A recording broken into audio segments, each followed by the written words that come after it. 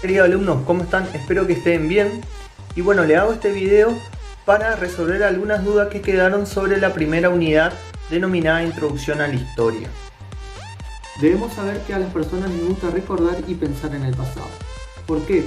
Porque así le ayudará a formar parte de algún grupo y a construir su verdadera identidad. Pero hay otras personas que se encargan de estudiar el pasado de manera sistemática.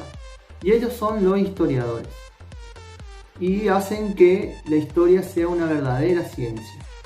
Como ciencia social, la historia estudia los hechos del pasado a través de los rastros o fuentes de la actividad humana. Pasemos ahora a hablar sobre qué son las fuentes. Las fuentes son aquellos rastros del pasado del cual va a partir el historiador para reconstruir los hechos.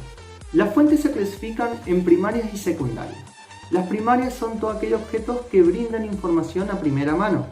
Es decir, por ejemplo, tu carpeta puede ser una fuente a futuro por el cual un historiador puede llegar a estudiar sobre la educación argentina. Eso es un ejemplo.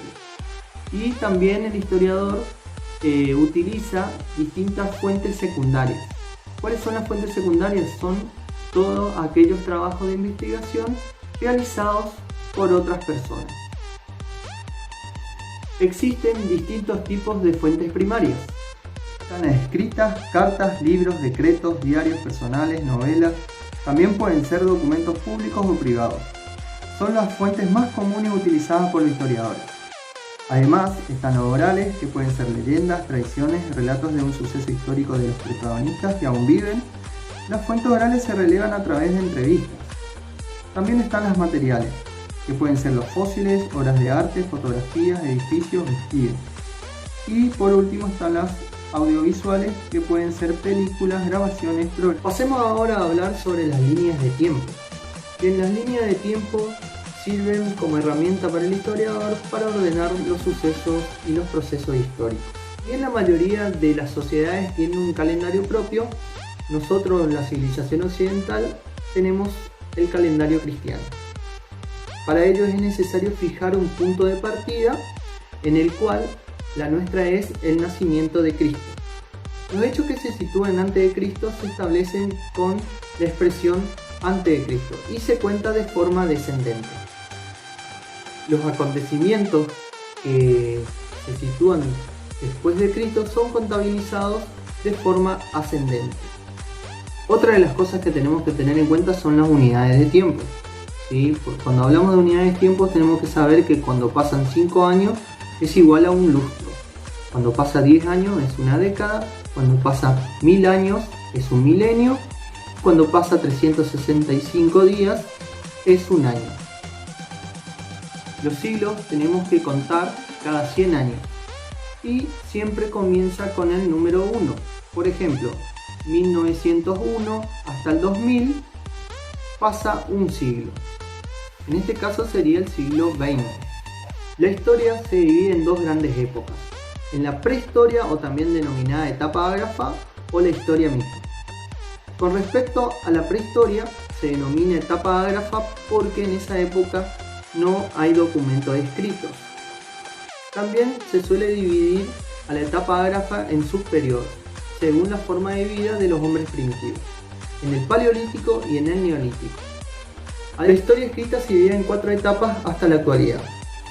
Primero tenemos a la Edad Antigua, que inicia desde la invención de la escritura, hace 4000 años antes de Cristo, hasta el 476 después de Cristo, con la caída del Imperio Romano de Occidente. Luego sigue la Edad Media, que inicia con la caída del Imperio Romano de Occidente en el 476 y finaliza en 1492 con el descubrimiento de América, o también los europeos suelen tomar una fecha clave que es la caída de Constantinopla en 1453. Luego sigue la Edad Moderna, que inicia con el descubrimiento de América o la caída de Constantinopla y finaliza con la Revolución Francesa en 1789. Desde 1789, con la Revolución Francesa, inicia la Edad Contemporánea, la cual sigue vigente hasta hoy en día. Para eso tenemos que tomar los dos primeros números, la centena y la unidad de mil. Este número sería el 18. Al número 18 le tenemos que sumar 1. Entonces quedaría 19. Si lo transformamos a siglos, acuérdense que debemos escribir con números romanos, sería el siglo XIX. XX palito X.